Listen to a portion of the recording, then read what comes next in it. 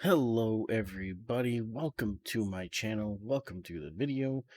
My name is Althemir. Today we're going to be getting into the PTS Patch Notes for Update 39 that came out today.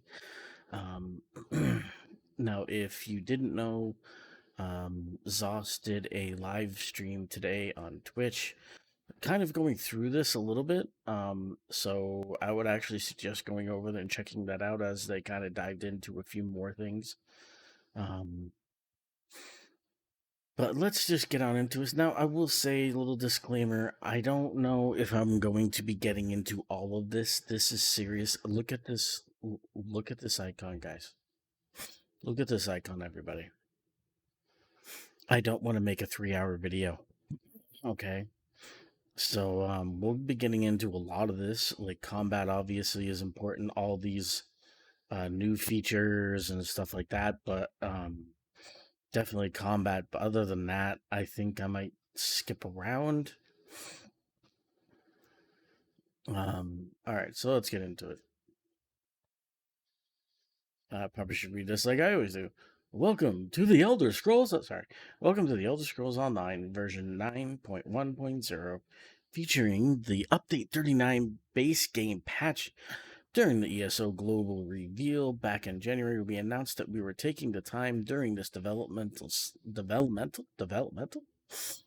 How many times can I say that before I realize that's not the word? Cycle to focus on polishing existing in-game systems, addressing some long-standing requests, which you'll find throughout this update. Okay, sorry, I'm in a weird mood today.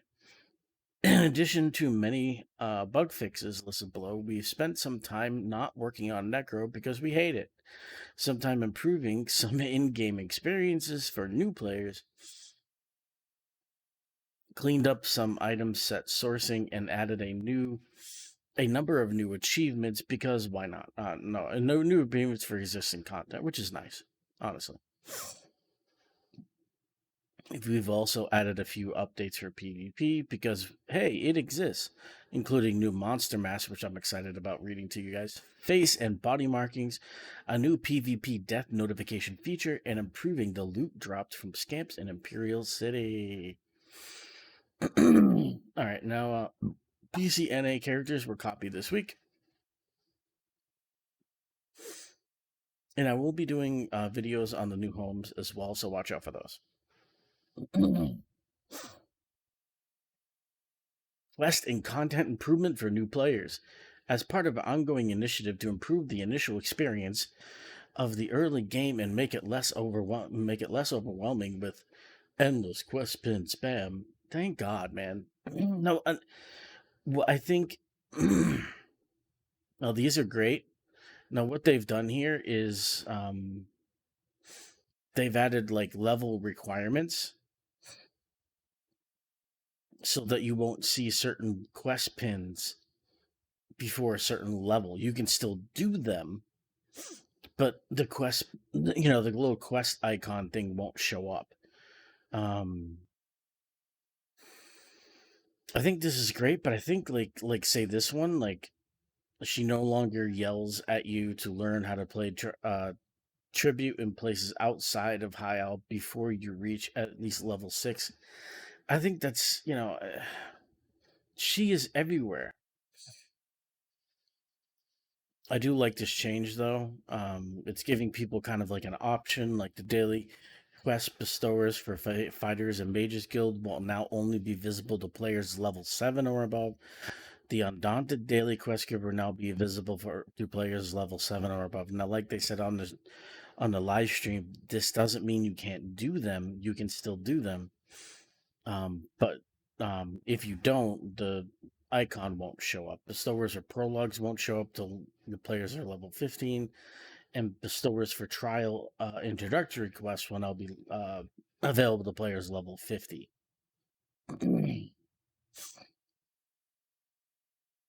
A lot of these are level 5, which I mean, you're pretty much almost level.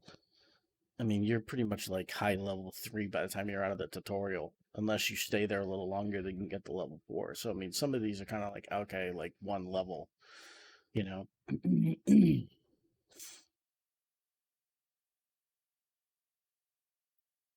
Um, so I mean, this is a really nice change, but I wish that you could like turn like I wouldn't say turn them off because I want to see quests that I haven't done yet, right? I mean, that's not what I'm saying.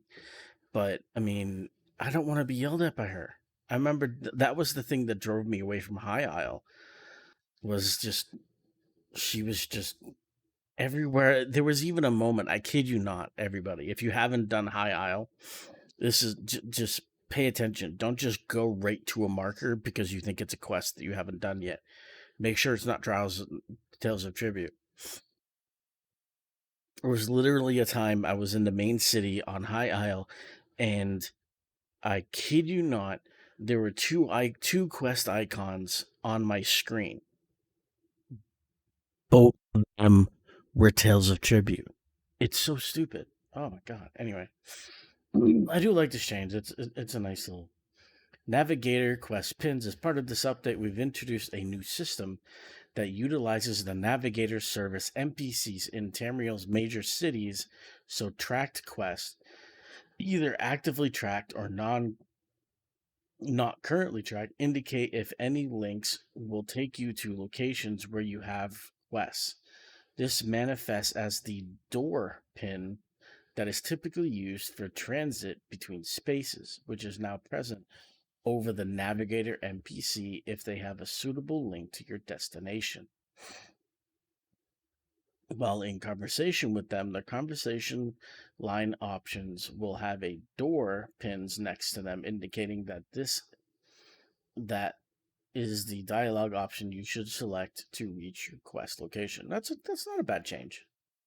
Not a bad change. Update to event tickets. I will say that I actually really did like this change. This change was really nice, honestly. We introduced a new safety rail for event tickets that come from looted sources and only looted sources, as quest ones already have a warning involved when you go to turn them in. That's very true. When you complete an action which would have dropped event tickets while at or near the event ticket currency cap, which is 12,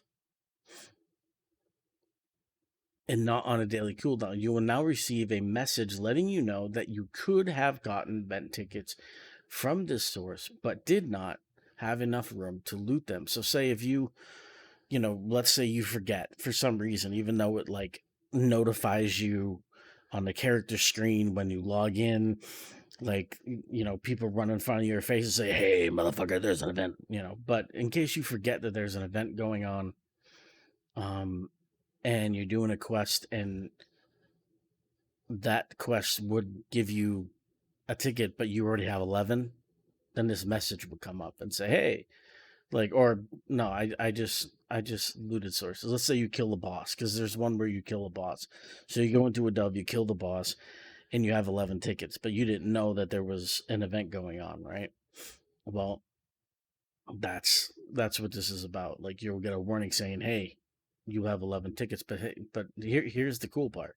Once you spend enough tickets to properly loot additional tickets, you will be able to loot them from the next event appropriate source. So in that example, you're in that delve, you kill that boss, but you have 11 tickets. Crap. You go to the impresario, spend 5, go to a different delve, kill that boss. Now you get your tickets. That's nice. If you fail to loot your event tickets at all because you forgot, because you crashed, or because an asteroid hit your hometown, you managed to survive. Okay, I honestly love that they throw some humor into this. That's the best part of ZeniMax. I will say, like, when I met some of the devs during the Greymore event in Las Vegas, yeah, it was Las Vegas. Uh, these guys are just great people. I mean, they're just gamers getting to follow their dream and make games. So you will not automatically be put on the daily reset. You may attempt additional dungeons, kill bosses, or whatever the event appropriate activity is until you completely loot your event ticket for that day. Now, this is great too because there's a lot of people that just, you you kill the boss, you have plenty of room, but then, your dog eats the wire and you crash. You get a new wire, you activate it, now you can come in and get your ticket. You can still only receive event tickets once per day. This behavior is currently in place for the Undaunted Celebration and Wizards Festival. Now, I don't think those are next because they are in this PTS testing. So I would say the next one is, I think, the Zeal of Zenithar event, which I like that event, but also I don't know. I think in another video I said it was my favorite event, but it's not. My favorite event is the Witches Festival, and then I also love the one with I can't remember the name of it, to be honest, which contradictory because it's one of my favorite events, but I don't remember the freaking name of it. I want to say it's New Life Festival, but it's the one where the daily quests count as the event tickets because it allows me to get all the dailies that I haven't done in other chapter zones done. Oh, it's so exciting. I love that event. 3 new Cyrodiil monster masks are being released in this update. Yeah. The masks and shoulders can be purchased from the Elite Gear vendor in 3 new containers for 50k AP each, and style pages can be purchased from the War Researcher vendor as individual pages for 150k AP each. This is nice. Now, what I want to know is are the style pages that we purchase, is it going to be like bind on, basically like bind on pickup, or is it going to be like other style pages that we get with where you can sell them? That would be nice. All right. Jarl Mountain's War Chief adds 129 weapon spell damage. Dealing damage applies a stack of malady to your enemies. And what the hell did I just say? An enemy? Anyway, and to your enemy, reducing healing taken by 1% for 5 seconds up to 35 stacks. They're so obsessed with stacks. You can apply a stack once every 0.5 seconds. Applying Milady gives you a stack of ladies. Contagion, reducing healing taken by 1% for 5 seconds up to 15 stacks.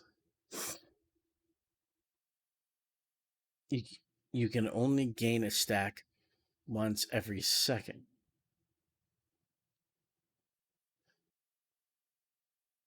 Wait, what? I mean, I'm not the smartest cookie in the drawer, but applying Milady gives you a stack of contagion, reducing my healing taken. So it's a kiss curse. So am I stupid? So dealing damage puts a stack of Milady on. Great. So it reduces the healing, right, of your enemy, which is important because it heals stackers and ball groups and stuff. But it also reduces yours too. Okay, so not wearing that unless like I'd have to do testing, obviously. But yeah, I'm not gonna wear that. Healing is already bad in Cyrodiil. I don't need to be worse at it.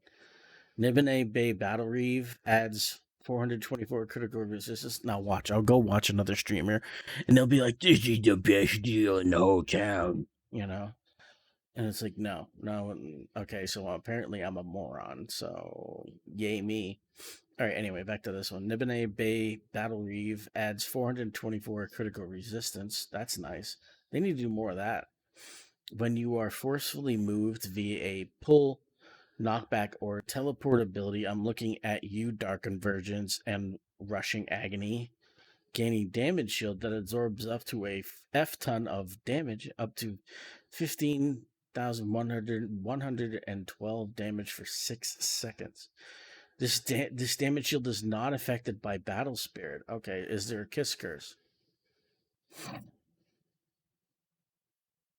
This effect can occur once every 14 seconds while you do not have the damage shield from the set. Reduce your damage taken from players by 5%. Now, this is a monster mask that I need. I think that's a great monster mask. Now, imagine this on a Sork or like an Arcanist that has shield, or anybody that has access to the light armor one, the light armor shield. My God, man. This is the one people are drooling over. Like literally drooling over to the point where they're slipping and like breaking their ankles and legs and stuff like that. Colovian Highlands General adds 1487 offensive penetration. Nice. When you kill a player, gain a stack of blood debt for 0.5 seconds. When blood debt expires, you and up to 5 group members within 28 meters of you gain 15 ultimate per stack of blood debt. That's a really nice one. My if you go check out my ultimate build, this is gonna replace whatever's there. That's great. New PvP face and body markings. We have also added a new PvP face and body mark set, the Unfeathered Battle markings. This requires 100k, 100,000 AP to purchase and 50 gladiator proofs to combine. PvP death notifications. We've added a new death notification to Imperial City and Battlegrounds to give you more details about combat and deaths. This new chat feature will alert you to who defeated whom, around what area the death occurred, and show alliance ranks of those in the battle. In Cyrodiil and Imperial City specifically, you will also get more information on crossed swords, showing who is currently winning that particular fight. Crossed sword indicators are displayed when there have been 3 or more kills in an area within a short period of time, and last for 30 seconds after the initial creation if no more deaths occur. While in Battlegrounds, this messaging will truncate slightly as the area which a death occurred isn't necessary. These notifications can be toggled on and off in the social settings. I think this is a pretty nice setting because how many times have you gone to a cross swords fight, and you're like, oh man, like I can't wait to get there. It's a big fight, and you get there and you're staring at like 90 enemies and you're just like, huh, I guess we lost that one, huh? Wish I would have known that before I rode all the way here. So I think this is really good. I think this is really good. I mean, it's just a tiny addition. Nothing jaw dropping so far, but so far I like all these. Like I said, like nothing jaw dropping. Why am I having such trouble with that word? But so far so good.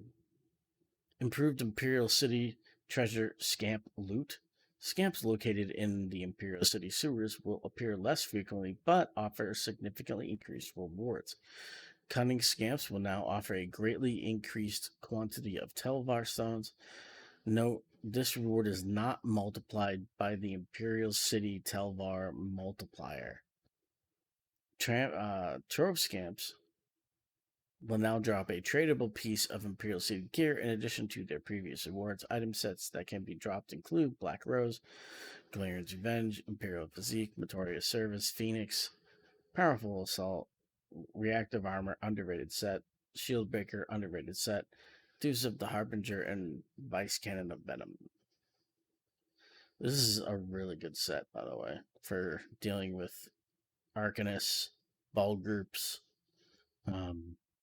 Definitely a good counter to them because it does damage and it increases your damage by 6%, but it doubles that damage to people who are wearing shields, and I think that does not take Bastion into consideration. So you combo this with Bastion and you might do some really good damage against people who are wearing shields. In conjunction with this change, we are also lowering the number of scamps required to kill for the following achievement. Thank God, man. Trove Scamp Slayer has been reduced to 15. I don't think I've gotten this one yet. I think this is the only one I haven't gotten yet. because I didn't really spend a lot of time in Imperial City. I liked Imperial City. I still like Imperial City. I still go down there. I still just don't spend a lot of time there. Like I'll go into cities and do like the daily or something, or I'll farm Telvar, or I don't really don't farm Telvar anymore. Um, Whatever I get, I get. But what I farm is the keys basically to get in and get the get in and get like sets from Imperial City dungeon, and you know to open up those chests and the open up the chests that drop in the dungeons, so I don't have to do the dungeons.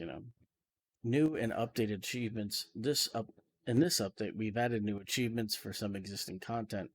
If you have accomplished these already, they will be awarded automatically upon first login. Yay! Completing a mythic will now grant an achievement. There are also meta achievements for completing all mythics in a given zone. Getting a respective class to level 10 and to level 50 will trigger an achievement. Antiquities that require you to find multiple fragments will now have an achievement associated with them. Fencing 20k gold worth of items at a given outlaw's refuge will now trigger an associated achievement. Dungeon collectible fragments are now usable. Using all necessary items will trigger the associated achievement and reward the collectible. There is a new achievement when you max out your excavation and scrying skills for antiquities. Adjusted the point value for several achievements or edited their text to better communicate to trigger the achievement. Lowered the count for many achievements, which includes the following: Imperial City Treasure and Telvar scamps. The medals rewarded for certain chaos when relic. Thank you. Several sending achievements. All right. Not even done with the new part yet. God, this is going to be a long video. Okay, update to item set sourcing. In order to make it easier to find and obtain various item sets, we have fixed, adjusted, or otherwise cleaned up some item set sourcing detailed below. Cyrodiil, Words for the Worthy will continue to have the newest item sets. Okay. As new sets continue to get added, older sets will be removed from the Rewards of the Worthy and added into other sources, including Cyrodiil Delves, Dolmens, board missions, daily quests, town merchants, and elite gear vendor. Town daily quest and town merchants will be divided by light, medium, and heavy, with the exception of Chidenhall and Wine and Priory. These daily quests reward coffers can reward any set. All PvP sets are available as individual containers on both town merchants and elite gear vendors. Town merchants have a discount price of 12k. Elite gear vendors have a higher price of 20k. Okay. All PvP item sets will now drop from Cyrodiil Delves, Dolmens, and board missions. Oh, that's cool. Delves will drop waste and feed items. Dolmen will drop jewelry. Board missions will drop all other armory pieces. Bounty and scout missions will award armor pieces for a new container. Oh, that's cool. Any discrepancy in drop rates based on item sets have been brought up to current standards. This means rather than having a significantly higher chance of getting jewelry drops from sources, you will have an equal chance of getting any piece of gear. This standard will be maintained for item sets going forward. Okay.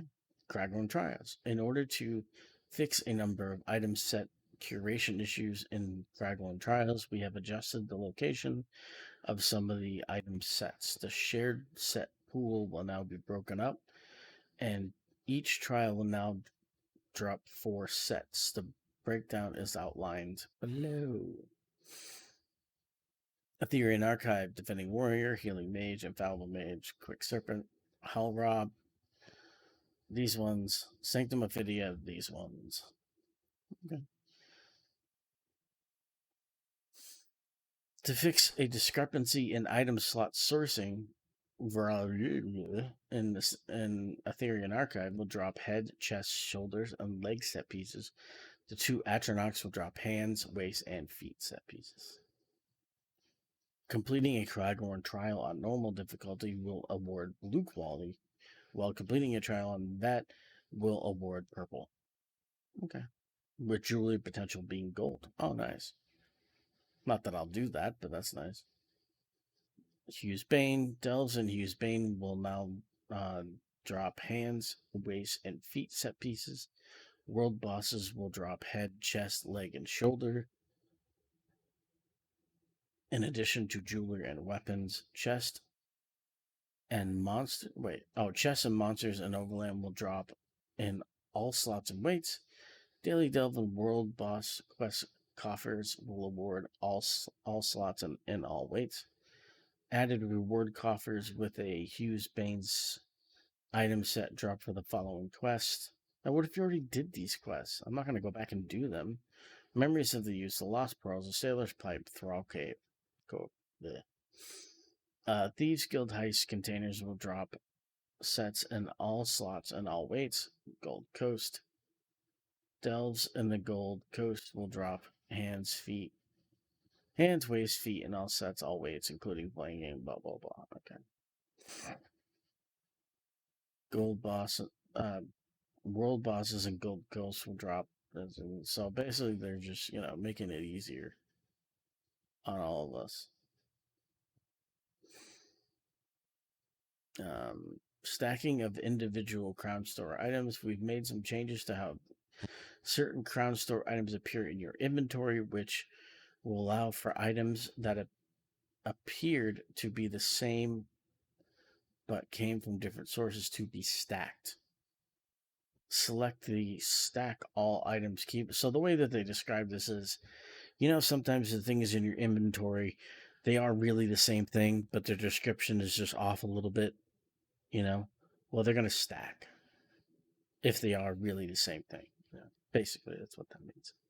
Unifying unsellable items. We've made changes to certain items to allow for better understanding surrounding what can and cannot be sold. These changes should make the experience of selling items significantly more consistent and clear.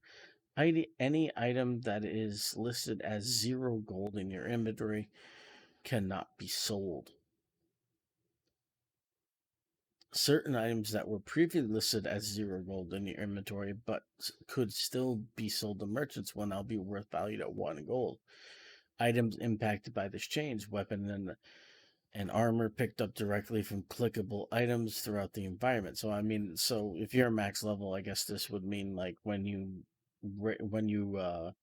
loot a barrel or a crate or whatever, and you get the Nightwood staff, or like anything that's lower than 160 and 150, certain crafted materials, low level provisioning food and drink, lockpicks. Oh god, I have like 800 lockpicks. Items sold in items found in the tutorial. Oh, nice. Okay, new homes. We have 2 new homes available for the PTS for testing. I will be going through these homes, so as I said before, watch out for those. Not gonna try. Actually, you know what? Or fun. Kelasan Rune. I think I nailed it. Designed by, oh come on, for a now missing Arcanist, this Tavani-style residence showcases gorgeous views, both magical and mundane, access to a sizable workshop, and a cozy living space allow for uninterrupted research and rejuvenating rest, respectively. This home will be available by participating in a future event. Find the collectible for it in All Deeds envelope inside the. Okay, so I can't just port there. So you know how they do these events? Like we got the Doomchar Plateau this way. Um we got the house that's uh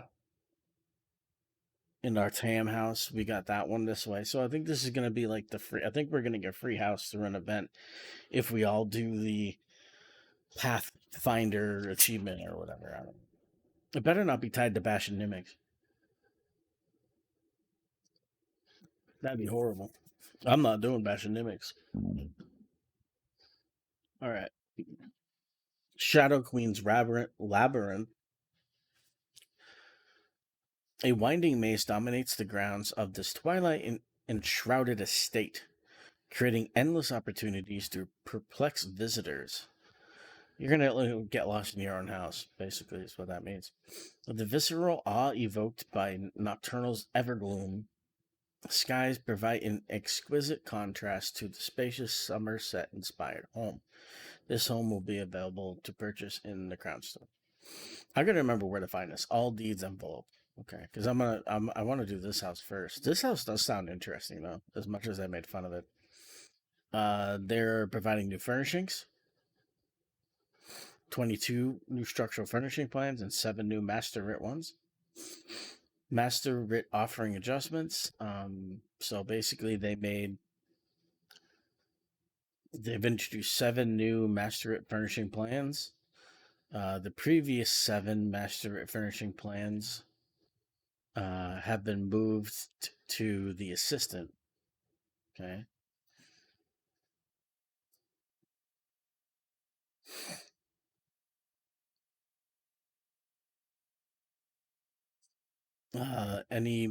The previous 7 master furnishing plans on Fastia are now part of an envelope or folio that you can collect.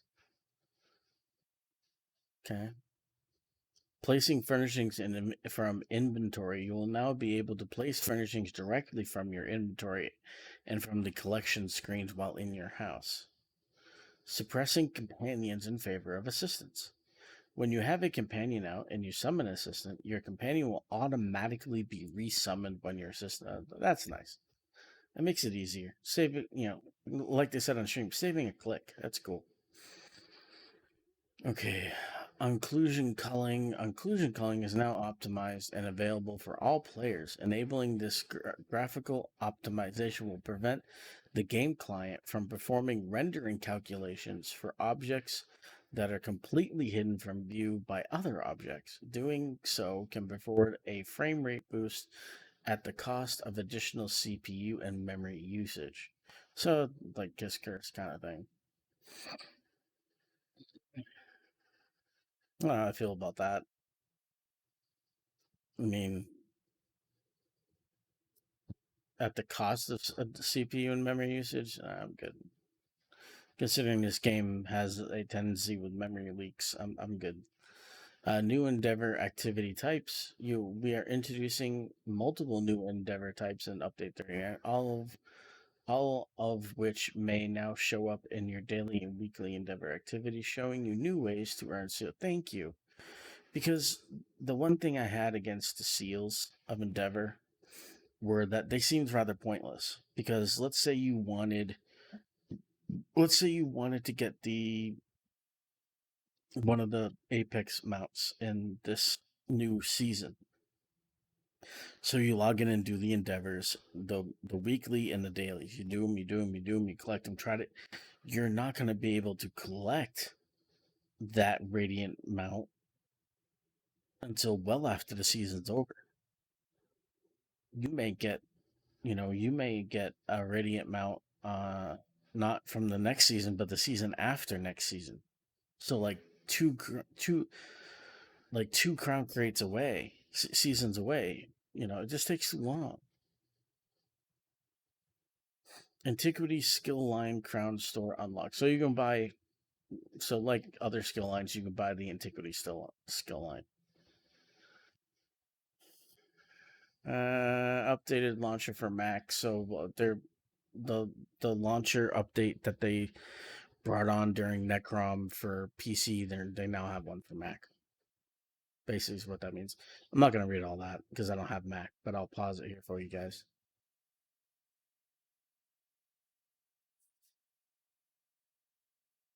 Okay. Event testing. Undaunted Celebration. I hate the Undaunted Celebration. I really do. I do. I do. I know. I mean, it'll feature the Opal gear, but it's the same ones. This year's new style is Sentinel. They should all be there. Like I already have all these. You know, whatever. I don't like the Entente Celebration, but I'm not really much of a dungeon person. I like PVE. I just don't like dungeon people. I I just don't like dungeons like at all. Um,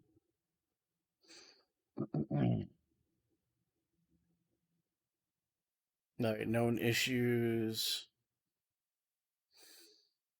Celestrix and Tremor scale sets currently have an unintentional target cap of 6, rather than their previous unlimited target caps as a result of some backend changes. Now, what they said about this will be fixed in a future update, and I like that they said this. It means it won't be fixed in update 39. That's basically what that means. They're aware of it, they're working on it, but this won't be fixed in update 39, maybe update 40. They did say something else about update 40, but I don't remember what the hell it was. PvP death notifications, you'll get notifications outside of Cyrodiil, basically. Which, I mean, what? It's a temporary thing. And they said future PTS patch, so I'm assuming they didn't say that about this one, so that's good.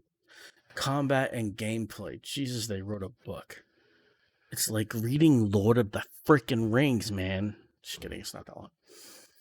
We've quickly approached this year's third quarterly update because we fucked up Necrom. No, I'm just kidding. This year's third quarterly update is quarter three's update here sooner, or because they just released? I feel like they just released Necrom, but Necrom, I guess, I mean that was released in June, and this one's gonna be released in August, so we only really had like one month of downtime. It's interesting. Maybe it is. And we'd like to give some insight into what's in store for combat. As mentioned earlier this year, we've taken a change in approach with this update where we're taking more time to polish and quality of life improvements during this time of year. This means that the focus of changes this time around are aimed at polishing experiences within combat system and fixing bugs with existing things, as well as beginning to integrate some fancy new technology we have obtained from creating the Arcanist class. We have some targeted balance adjustments too, of course, but the list is quite short compared to other updates and is indicative of everything we've liked to tune and tweak. With that being said, let's talk about what the major changes are focused on. In this update, the major focus outside of the stated bug fixing is polishing weapon passives to help better define and diversify those choices when making your build. Weapons are traditionally seen as tools that push your class advantages or make up for some of their disadvantages, Necromancer, and we've noticed based on feedback and metrics on their engagement that they've been falling short of that, Necromancer. And aims to improve this experience, we've taken some specific passives and adjusted them to target some pain points on how you can build or play around them. Okay. These changes are focused on more offensive weapons since restoration and one-handed shield are in a relatively solid place. Okay, I mean, I know some of these changes already. I mean, this is probably the first patch because what I usually like to do is I usually like to read these kind of raw. That way, I give you guys all the wrong information. That way, when you go into like all these other streamers that are educated and smart and like college bound and not like old and dumb, they you're like, oh, but Al said this. Oh, that's right, he's an idiot. I like to set your expectations pretty low. Aside from this pass on weapons passives, We've also started to roll in some back-end reworks that utilize the fancy new while this ability is slotted on either bar functionality that the Arcanist added with the Tome Bearer's Inspiration ability. We're not planning to use this everywhere. We have passive bonuses for ability slotting. But we did immediately see an opportunity to drastically improve the flow and user experience on Grim Focus and Bound Ornaments. These abilities will now no longer require you to activate them to be eligible to begin generating stacks with light or heavy attacks, as they'll now build stacks anytime the ability is slotted on either bar. This removes the need for the dead cast to activate them, removing the buff management portion of the ability while also removing those frustrating moments when you activated them too early, wasting your global cooldown. We're very excited for Nightblade and Sorcerers to dominate and join Dragon Knights in killing Cyrodiil forever. Of course, as mentioned earlier, I'm not rereading that. As mentioned earlier, you can still expect some minor tweaks and changes to abilities and item sets balance for bug fixing, but this covers most of the work in this update. We've done a lot of back-end improvements to many area of effect generating item sets, swapping them over to area effect improvements, blah, blah, blah, blah, blah. Okay. And we'll be keeping a close eye on these adjustments over this PTS cycle, and we're looking forward to your feedback. I don't know if I'm going to do feedback this time. I don't know. Necrom soured me on PTS because they didn't take anything any of us said into consideration. I mean, that Necrom's PTS cycle is probably the first time I felt like the PTS was completely useless. But I mean, we'll see. I don't know. I'm definitely gonna jump in. Like combat and abilities fix an issue that could cause pet health bars to not appear. Updated the visibility of the highlight effect that Crux spending abilities have when at 3 Crux to make them stand out. Bonuses that increase your damage done to monsters will now apply their effect to proc-based damage.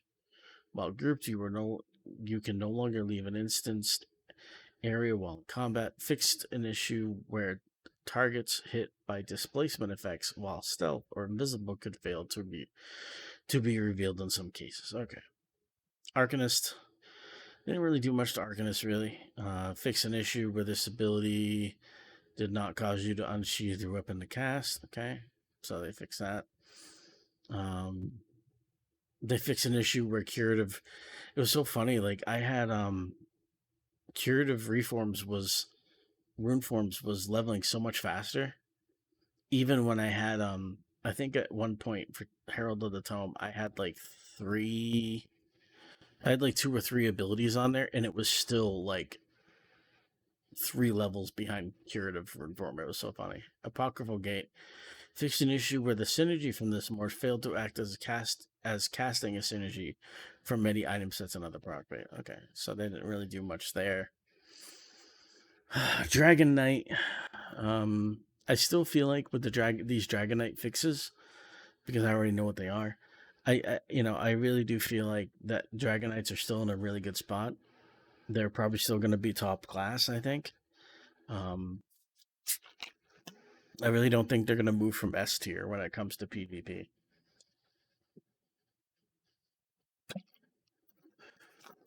In fact, it might be actually harder to kill them. But, alright. Combustion reduced the damage bonus this passive provides to burning and poison status effects to 12 and 33%, down from 25 and 50. So basically, they eased the power of this passive so that it wasn't so far ahead of other classes, but it's still powerful. 33, basically 3350. I mean, it's still a really good set. Dragon's Blood. They changed Green Dragon's Blood. This morph now also adds a small heal over time, lasting 5 seconds and scaling off your max health. This morph no longer increases the duration of effects by 1 second per rank, but rather ranks up the healing done. The reason why they did this was they noticed that they're seeing tanks opt for coagulating over Green Dragon's Blood, which just kind of proves that, if they see that a particular morph isn't being used, they're going to make adjustments to that morph so that it brings up its usability. Hopefully, that they will now that Necromancer isn't the new class. Hopefully they start doing this to Necromancer, but I don't know. Let's see what they say here. Necromancer, Gravelord, Frozen Colossus, which needs a lot of help, I think. Reduce the cost of this ultimate and its morphs to 175. Increase the damage per hit of all versions by approximately 11%. Stamina morph, basically. This morph now also guarantees the disease status effect on each hit. Okay. Glacial Colossus, Magic Morph. This morph now also extends the duration of major vulnerability to 17 seconds. Hmm.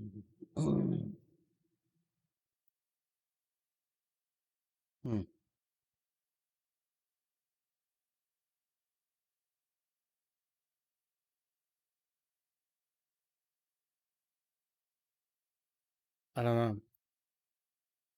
Necromancers needed more than this. They did. That's a simple fact. They needed more than this. I don't understand. I don't. I don't. Meanwhile, Dragon Knights got stronger. Nightblades got very strong, and Sorks, while still being a little more tougher of a class, got, I think, at least a little better. Nightblade, Deathstroke, Incapacitating Strike fixed a very old and very annoying bug where the special version of this ultimate could fail to be activated in some cases where your ultimate cost was being affected by bonuses or penalties that changed the original 120 ultimate cost requirement for the stun. The tooltip animations and ability cast will now always update their cost and whatever. They fixed it. This is the one they changed. Grim Focus. This ability and its morphs no longer need to be activated to generate stacks, as they will now generate stacks anytime you meet their original requirement, simply with the ability slotted on either bar. Now, before we go any further, I want to see the one thing I didn't check and I just popped in my head was the way that they changed Arcanist. Arcanist was changed so that if we didn't continuously generate Crux, we would lose it, which hurt the class because a lot of our passives, a lot of our strength and healing and damage are revolving around Crux. So let's see if they did any of that with anything that stacks with other classes. Increase the cost of this special activate to 1890 to make up for the fact that you no longer need to activate the buff portion of these abilities. The abilities now all use consistent naming and icons rather than having separate names for the active versions. Okay, that's nice. Updated the tooltips to mention that fully charged heavy attacks grant double stacks. These abilities will now highlight on your ability bar when you were at full stacks rather than becoming a different icon. Okay. This morph now increases the amount of Relentless Focus morph. This morph now increases the amount of weapon and spell damage each stack grants to 80 at rank 4, or whatever that Roman numeral is, rather than increasing the duration of the buff, since the buff no longer has a duration. Okay, so, and they basically did the same thing to Sorks bound ornaments.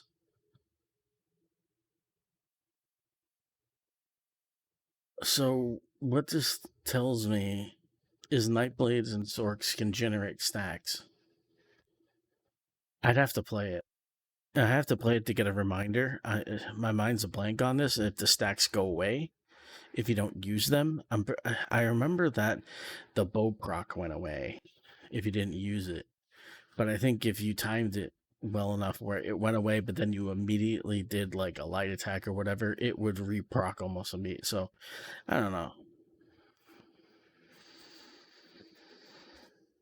And this one, I can't believe they're doing this.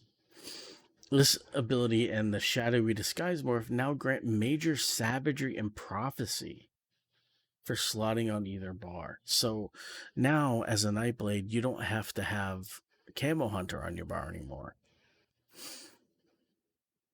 Like, that's insane. And Dark Cloak, which is kind of like the tank heal, it swaps major savagery prophecy for minor protection for slotting on either bar. But that's crazy. Nightblades are going to be so powerful. I mean, because now they're gaining a spot. They're gaining a spot because they don't have to have Camera Hunter on their bar for these anymore. So they're gaining a spot where they can do more damage and crank up that damage. It's crazy. Bound armor, they're basically doing the same thing. The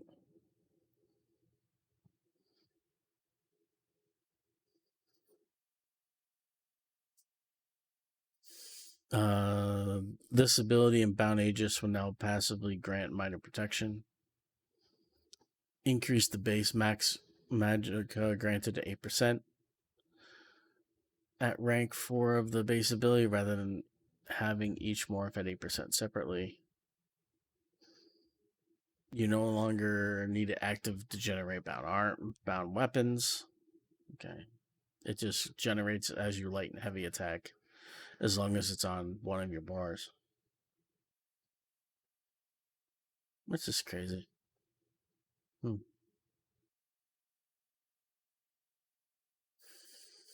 They fixed the overload issue. Fix an issue with Backlash, Templar. Fix an issue with Warden.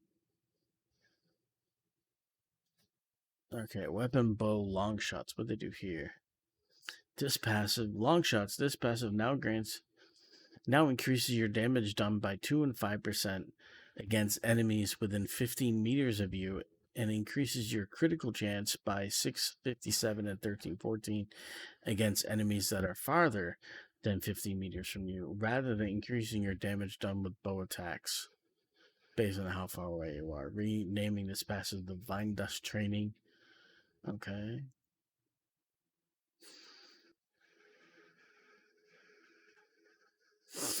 Interesting.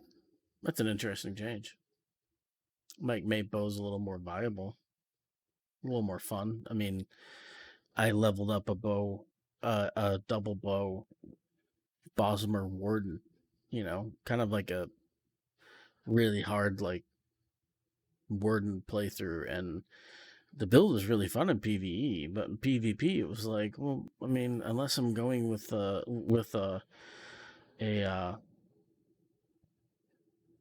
like I just like a typical Botard build that focuses on snipe, like it's kind of meh. So I switched to two-handed dual wield, which isn't what I wanted to do. I wanted that playstyle to be unique, and now maybe it will be. That's kind of cool. This is the one I really need to test. This is the one I really need to test. I've heard that while the lightning staff change, everyone's like, "Oh, sweet!" So like, Templar and Arcanist will be stronger. There was a streamer who tested this already, and he said that you got a decrease in DPS because it no longer boosts Flail, the Arcanist ability. So I don't know how true that is. I mean, I'm pretty average at PvE anyway, so I'm probably not going to see that much of a change. But okay, let's get into this. Destruction Staff, Ancient Knowledge, Flame Staff. This passes out increases your damage done by the initial hit of status effects by 250 and 500, rather than increasing single target damage done by 5 and 10%. Okay, let me just read that again in my head.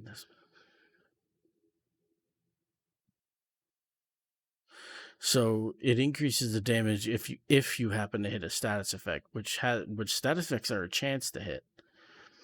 But now when that chance hits and you do get that status effect, it increases that damage for a flame staff. Kind of hurts flame staff unless you have charged, right? Lightning staff. This passive now increases your damage done with overtime and channeled attacks by 6 and 12%, rather than increasing your damage done with area of effect. Which is, I mean, nice. Okay, let's see.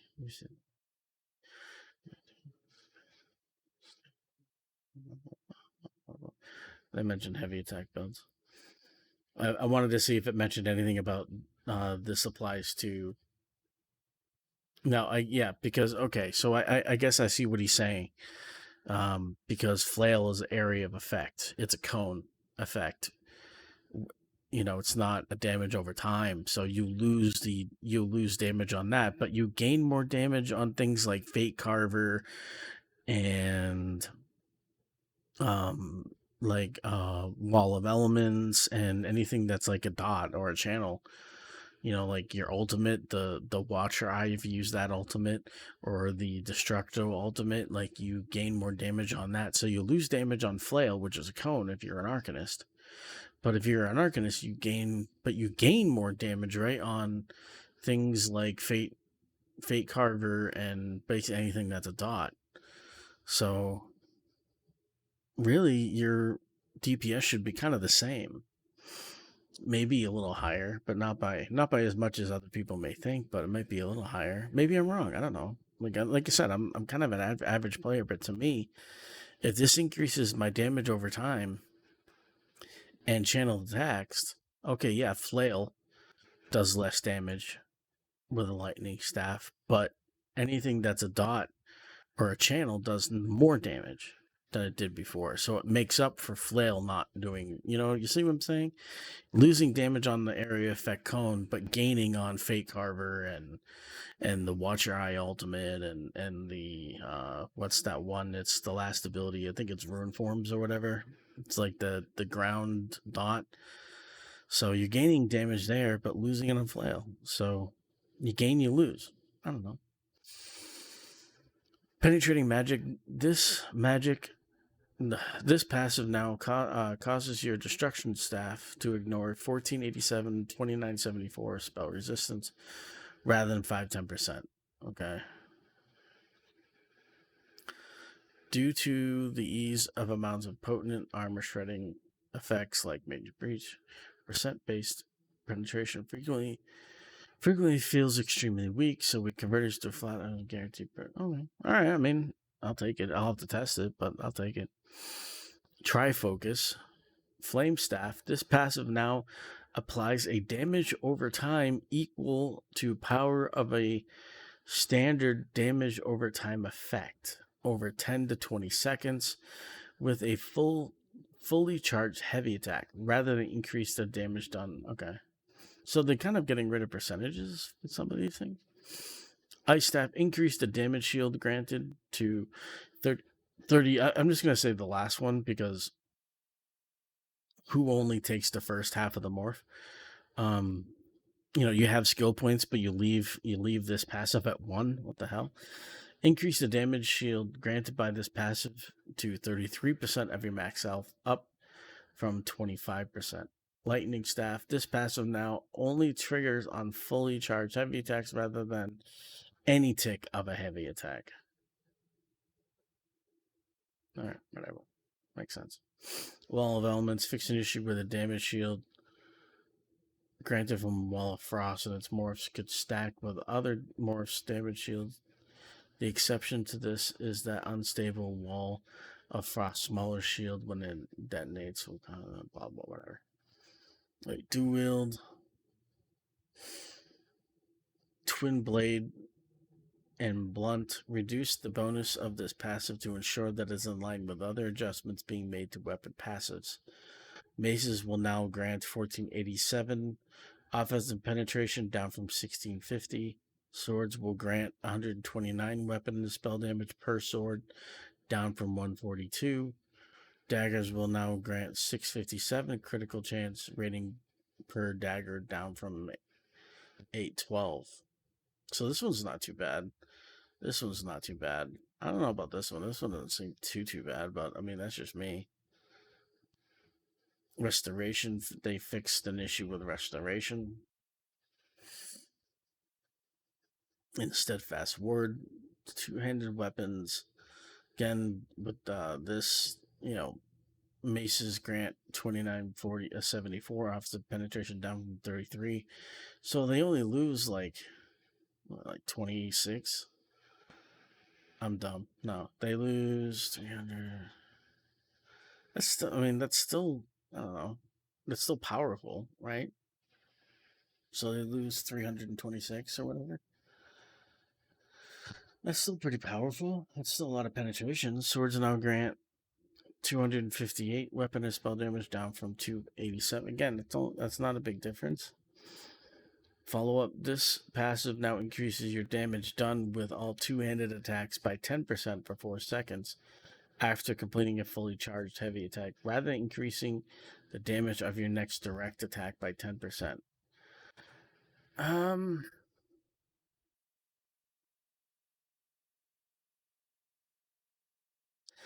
I think that this really affects stamina users pretty heavily because it's only two-handed attacks. So, I mean, if you do like my warrior build, you might be fine. And you can still time your burst because it's down, it's instead of whenever your next attack, you know, after completing a fully charged heavy attack, you have to do it within 4 seconds. You can still time your burst around that. You just have to be really on point with it. So, I mean, that kind of stinks that like, you got to be really on point because you got 4 seconds. But this is what hurts stamina players. Damage done with all two-handed attacks.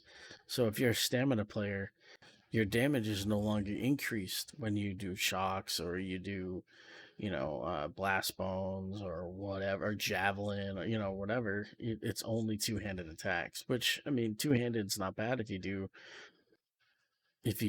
like my warrior build, which is all weapon abilities. But I think that kind of hurts it a little bit. All right, fix some issues here. Mistform fixed an issue where this ability and its morphs failed to properly animate their cast animation. This will result in a very slight delay in moving character as the abilities were intended to have. Okay.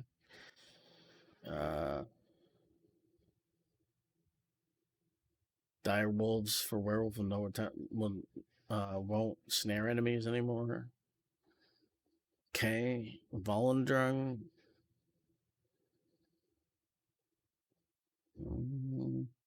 Fix an issue where major buffs granted on this ability could fail to apply. They now also gave it major sorcery in addition to brutality. Okay. Because I think it was only brutality. Which was like, okay, so if you're a magic user, don't pick up the freaking thing. You know?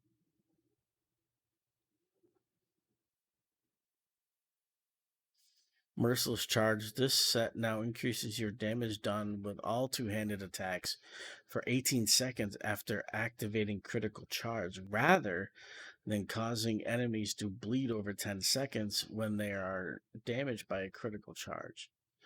This bonus change to your two-handed attacks is increasing by 11.16% of the higher of your... Huh. Okay.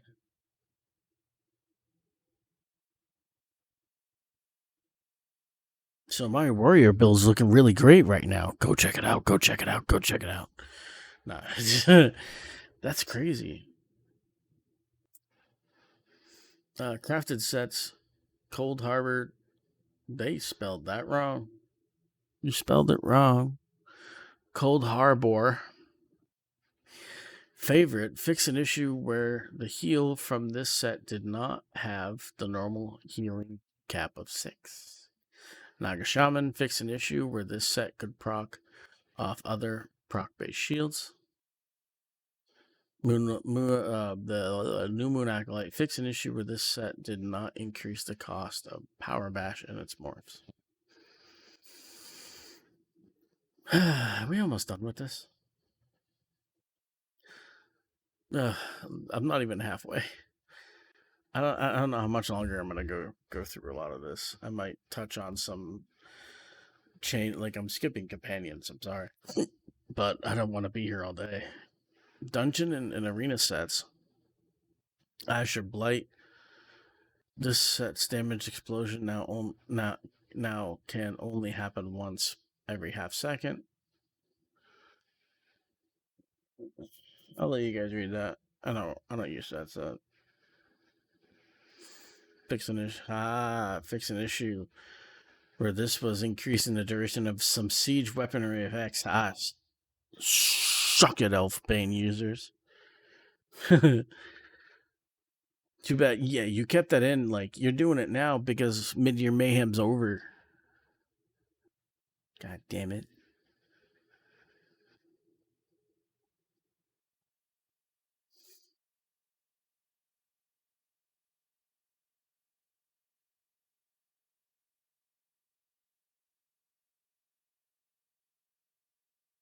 Doo-doo-doo-doo.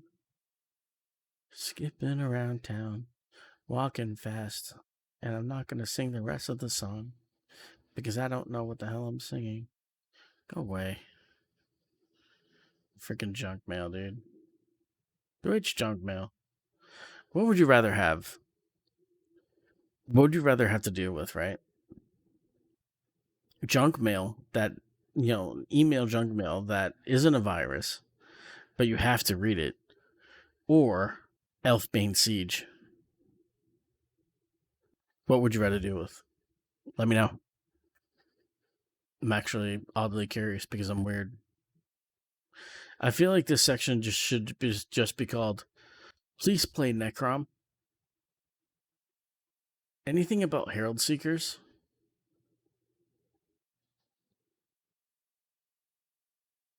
I'm gonna.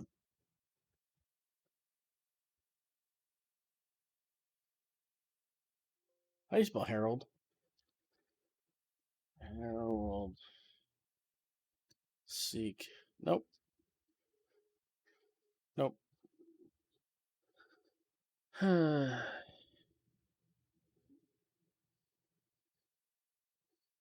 So did they not fix? Did they not fix the pull from Herald Seekers? I'll have to at least read through this a little bit.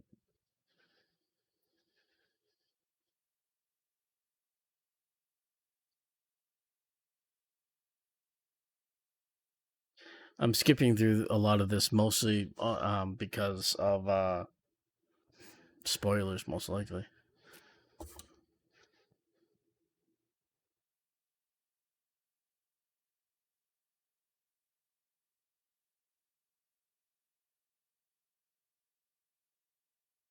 Doesn't look like they reduce the amount of danger each or you needed. Fine, whatever. I don't like these events, but they didn't really seem to change the Herald Seekers and their ability to pull you out of antiquities, out of they can kill you away shrines. Like, it's such an annoying thing that people don't realize that the radius that these tentacles show up when you're fighting a seeker, it's like they show up all over freaking Telvanni Peninsula. It's ridiculous. And it doesn't look like it was fixed. Maybe they don't know how to fix it. I don't know. Maybe I missed it, but I didn't. There was only two Herald things in here. I don't know.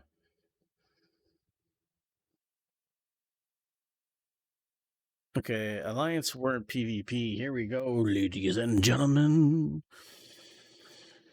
Alliance War in PvP General fix an issue where Cropsword flag guardians for one of its capture points were sunken into the stone up to their shins. Lynchall shadows zombies no longer speed walk through the fields, frolicking in search of brains to eat. Frolicking is such a weird word because you expect to see like zombies and they're like skipping and there's like da da da da da da, but they're looking for brains. You will no longer be attacked by slaughterfish while harvesting materials in certain areas of Cyrodiil. Who in the hell harvests materials? No, I'm kidding. You can now teleport to own homes from Certain Way Shrines. Battlegrounds. Fix an issue where random battleground queuing was enabled for characters below 50 during a battleground weekend. Added short tutorial pop-ups when during battleground modes to ensure that you die.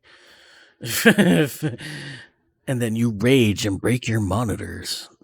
Fix an issue where falling off a certain rampart in more casual would not lead to your character's death. No more trolling. All right. God damn it. The Conquest board Kill Player Quest is now group shared. To counterbalance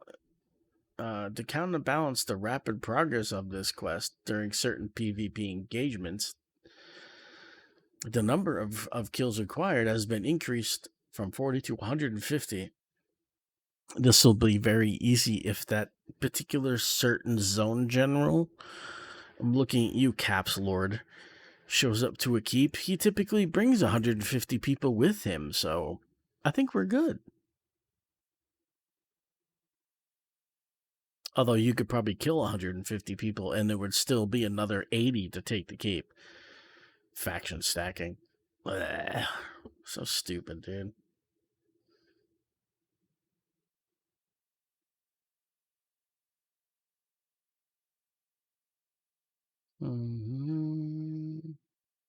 Siege, here we go. Fix an issue where Lancer Siege did not deal their respective damage types to keeps and enemies. Wait, to keeps? What the hell? And Siege engines. Fix an issue where siege damage over time could miss invisible targets in some cases. All siege damage, regardless of its types, will now actively remove invisibility as a rule breaker. There is no escape from siege. Yeah, if you get hit by siege, you're screwed. How can you cloak through that? This siege type, Ballista, this siege type no longer has varying hit sizes between hitting siege and player characters and now shares the same 8-meter radius. Okay. Fixed the visuals of the fire ballista and fixed the damage over time on the lightning ballista. Trebuchet, Ice Pot. We realize these are still in the game. Are bad. No, they fixed visuals for this one. Fire Pot, Trebuchet. The damage to siege from this siege is now instantaneous rather than a duration over time. Meatbag Trebuchet. The damage to siege from this siege is now instantaneous rather than damage over time. The increased the damage over time to player characters by 17%. Look out, all groups. The debuff from this siege no longer affects health recovery, but I do believe it still does the healing reduced debuff. It just doesn't do recovery because our health recovery is already garbage in Cyrodiil now anyway, so who cares?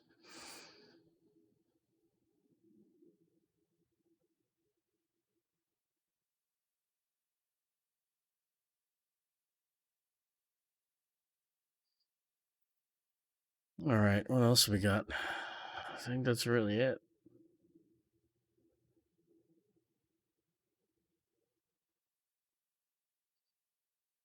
That's interesting. I mean, it's not. It doesn't exactly blow you away, but I mean, it was good. And for those curious about the boat house, they did mention that during the stream, and they did say they really weren't sure when it was going to be available.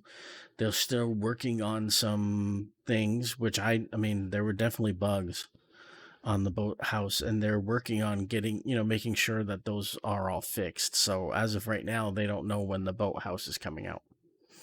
So just to update you on that one, doesn't seem like it's coming in update 39. Maybe not even 40, but who knows? So that's it. That's it for the Patch Note, guys and girls. Let me know what you think. Did you like it? Like, it wasn't overwhelming. I think the lack of changes for Necromancer is disheartening. I